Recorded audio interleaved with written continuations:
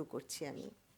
আমি আমার একটি স্বরচিত কবিতা পাঠ করে শোনাচ্ছি। উপহার আরও একটি দিন। যখন নিঃশব্দে দাঁড়ে আসে সকালের আলো চুপি চুপি, তখন মিষ্টি মধুর স্পর্শ থাকে ভোরের বাতাসে, আর থাকে ভৈরবীর মিষ্টি সুরের রণন। তারপর বেলা বেড়ে উত্তাপে শরীর মন হয় অস্থির, ভোরের আনন্দের অনুভূতি হয় বিস্মরণ। জীবনও একই গতিতে বয়ে চলে, ঠিক যেভাবে মন্থর গতিতে বেলা বয়ে যায়।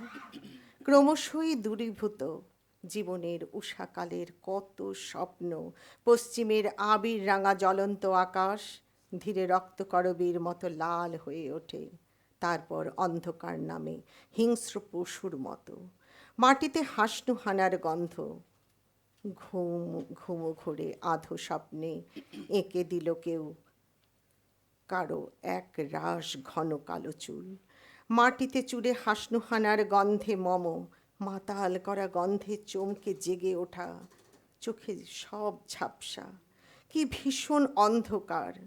জানালায় জ্যোৎস্না মাখা আলো, দূর পথে চোখ চলে যায় মায়াবী অন্ধকার।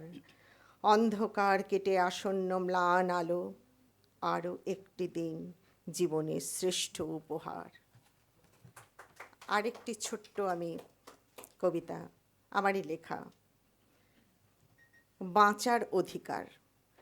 চল মা পলাশ বনে, মাথার বোঝা ফেল। সারা জীবন বয়ে যাবি নাকি শুধুই সংসারের কোলাহল? কি হবে তোর কাঠ কুড়িয়ে? দিনের শেষে রোজ জোটে না তোর ভাত, জোটে শুধু মাতাল বাপের পিঠের ওপর নিষ্ঠুর কঠিন হাত।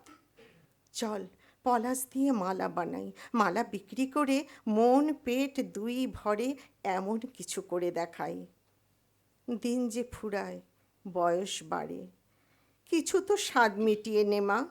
যদি নিজের খেয়াল নিজে না রাখিস, কেউ কোনোদিন ফিরেও তাকাবে না।